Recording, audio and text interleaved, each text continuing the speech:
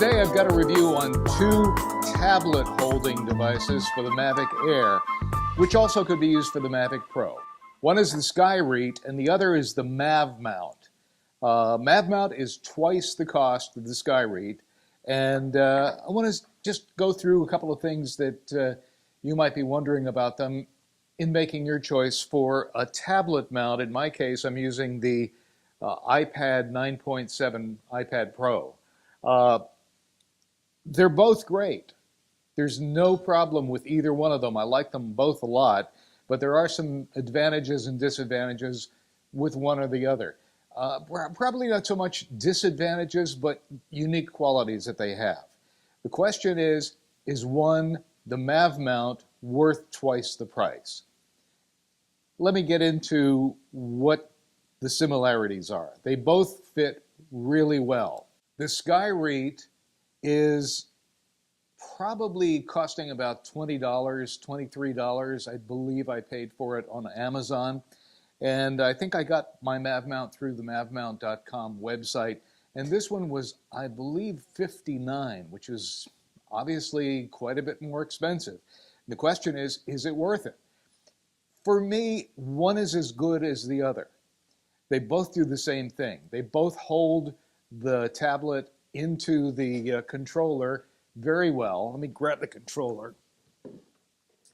And all you do is, if you're not familiar with these at all, is just fit it in to where you would normally put your iPhone or your Android device, and there it is.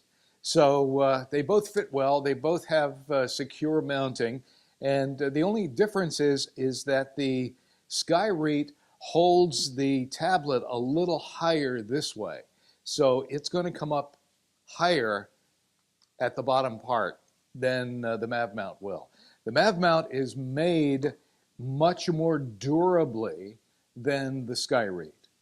So it has a great ball hinge on it, and it can be tightened and loosened to wherever you want to mount it. With the Skyreat, for half the price or more, it has a much more substantial spring action than the Mavmount. The Mavmount's pretty tight. The thing that I like about the Skyreat is that the tablet will, will fit in there. There's a slight lip on that side, but you got to kind of tug it up to get the top in. Where on the Mavmount, it's pretty much a flat edge, and the spring tension on there is much easier to pull up. I don't know if you could catch that or not, but it's, it's pretty darn easy. Both of them do the same job.